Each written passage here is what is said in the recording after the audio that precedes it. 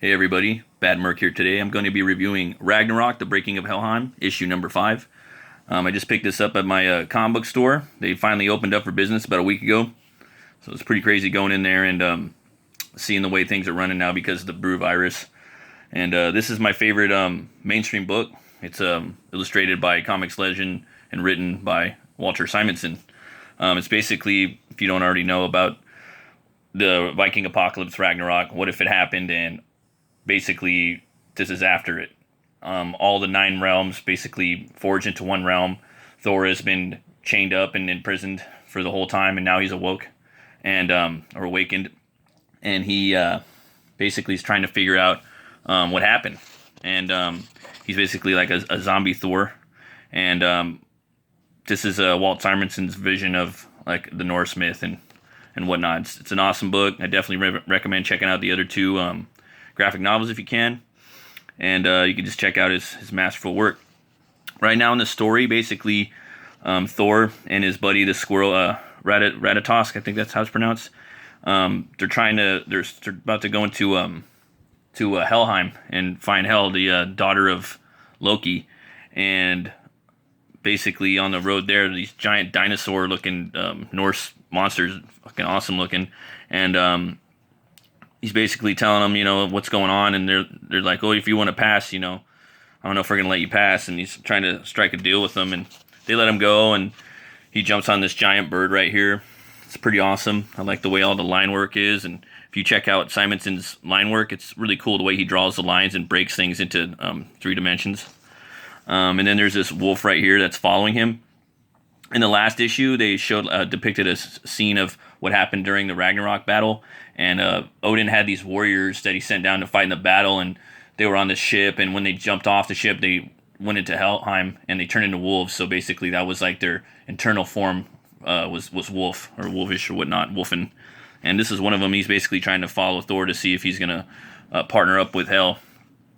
And yeah, that's basically what's going on right there. And then Thor discovers Hel, and she's in this prison right here, this big sphere, and she's got a pretty cool design. I'm always like eager and anticipating and waiting to see how Simonson is going to depict his Vikings in his Ragnarok verse.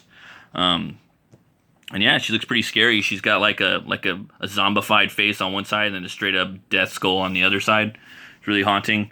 And she's been put in a prison. You don't know by who or what, who did it or what.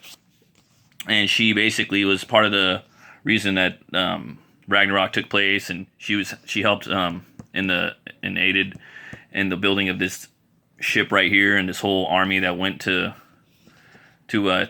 Midgard, I believe, and that's where the fighting took place. And yeah, she's, Thor's just trying to figure out what happened to his brother Balder, and basically he's looking for answers from her, and she's like, free me from my prison, and he throws his hammer at it, Mjolnir, and it just like hits a little bit of it, almost breaks it, and she's telling him that the sphere rests on a trunk that draws its power from the greatest abyss below us. It is Gap itself, the primordial chasm from whence came all things. Even my power cannot overcome the potency of its chaos.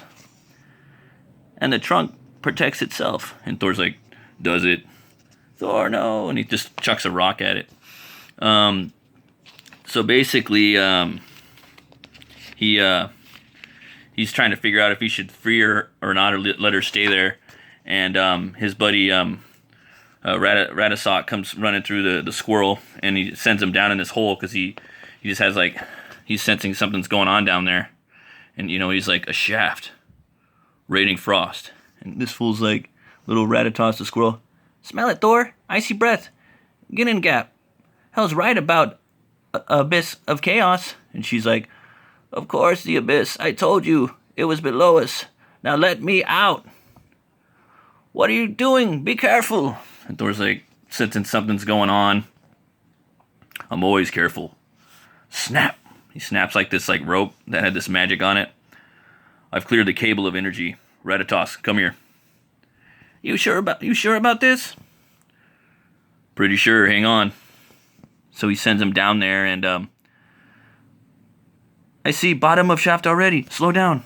So he goes down there and he sees all these powder kegs with Norse like magic inside there, ready to blow up, and he's just like, underside of Helheim covered with holy crap. So it's a pretty funny little scene right there.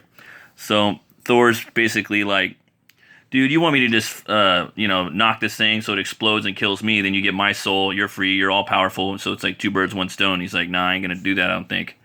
And basically she sends her like undead horde after him.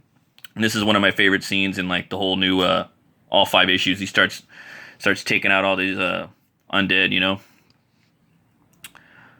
He's about to use Mjolnir. I should be wary of the deal with Surtur. If Ratatosk is right, the dwarves have enough fastened enough explosive to Helheim to destroy the entire realm and a crystal prison. So he's just uppercutting that dude. Pow! Just knocking him back, just decimating these monsters with Mjolnir. It's an awesome little sequence right here. I love the way Walter Simonson, he directs the eye. He takes full control of your eye in the sequential manner of the way he sets up a page. So he's taking your eye all over the place. I'm always thinking about that when I'm trying to put a page together. Maybe fiery Surtur thought to rid himself of the problem at once. Big old sound effect right there. Come, Ratatosk. Boom! Looks like this big dinosaur thing's coming after him. We've overstayed our welcome. Kill him, kill him, kill him. And I like the way the lettering just comes down the side right there. I love this old school lettering too, man. It's just so fun. Throws a hammer. Just smashes that zombie undead thing's face. Woof! Body slams one. Back, just like hits one in the back. Krang! Yeah, just throws it at him. And then right here, he's basically, changes his mind.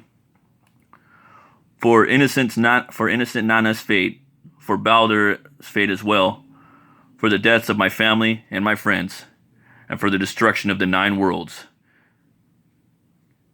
and the comprehensive ocean of deaths in this catastrophe. I will free you. Hell, I will free you. Creatures of the void, follow me at your peril. So it looks like he's gonna free her and come back and let her go, I guess. Or he's just talking shit, and they're all coming after him. So I don't know what's gonna happen in the next book. I'm really, really pumped up for it. I can't wait. And then if you go back and read, there's this little girl that's little elf girl that everyone in all the bad guys are trying to assassinate, and there's this like dwarf, or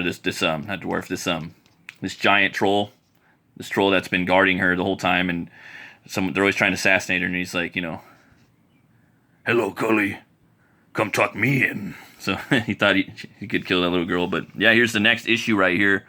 It's probably the finale. It looks like Thor's going to be facing off against some big badass Viking version of himself, maybe, but he's got different armor on. He's got the skull pads, and yeah, it's definitely not him, but it looks like it might be. I don't know. Maybe it's like an internal struggle inside the mind, or I don't know. That's what I love about these covers right here. And in the back of the book, it's really cool stuff about Walter Simonson's talking to you mail in questions and he'll talk to you and explain things to you. So he talks about like all kinds of stuff, about how how he used the squirrel to be like a friend with Thor, and he's like a equal balance because he's real snappy, he's a real smart ass, and it kind of they banter back and forth, and it creates a cool dynamic in the story. And another guy's asking him about like how the character the warriors in one of the scenes in the last book turned into wolves, and he was basically saying something along Simonson was saying something along the lines of I don't have a specific answer about the morphing into wolves, but I mostly thought it was cool, And sometimes a cool idea takes helps create a story, which I personally totally agree too, man. Sometimes you don't got to have a 100% like detailed explanation under a microscope of everything inside of a comic book. Sometimes it's just boom, this looks cool, or boom, this sounds cool. Put it in the story. It's fun, It's popcorn, baby.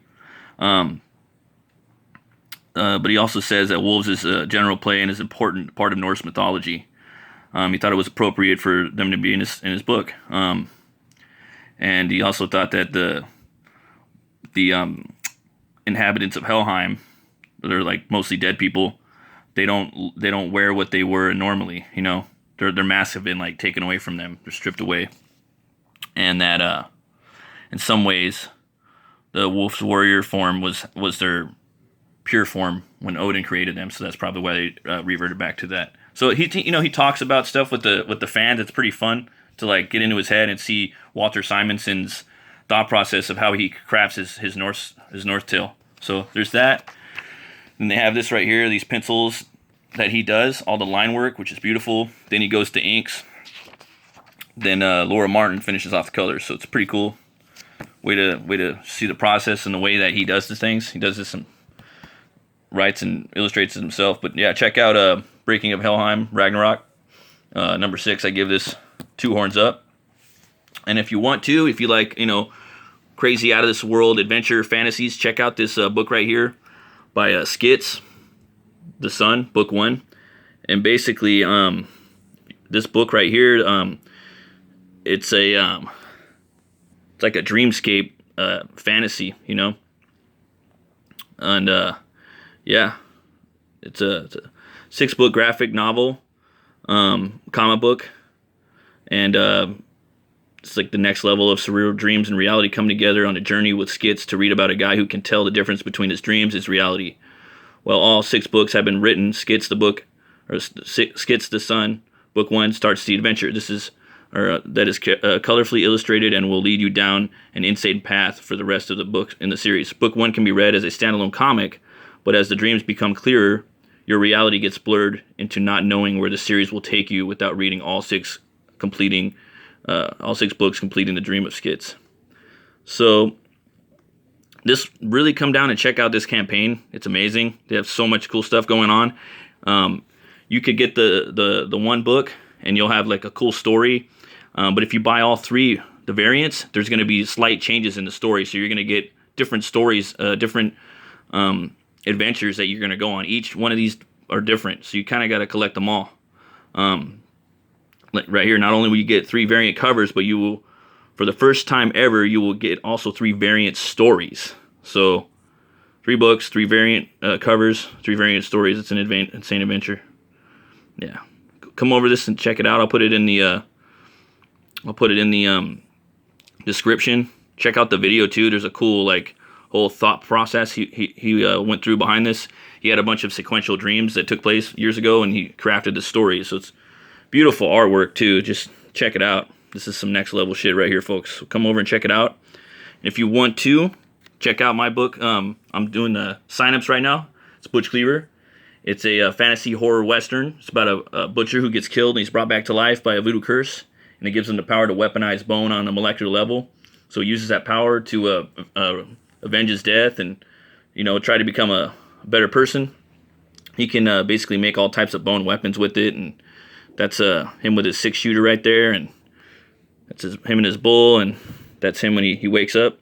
And everyone that signs up for this book and then backs it is going to get a free exclusive trading card. So I'm going to be working on that pretty soon. Right now I'm working on the cover for my campaign. And yeah, folks, as always, if you like metal, you like movies, you like brewskis, you like comics, then stop on by, ring that bell, and subscribe to Metal, Movies, and Brewskis. You guys have a great day.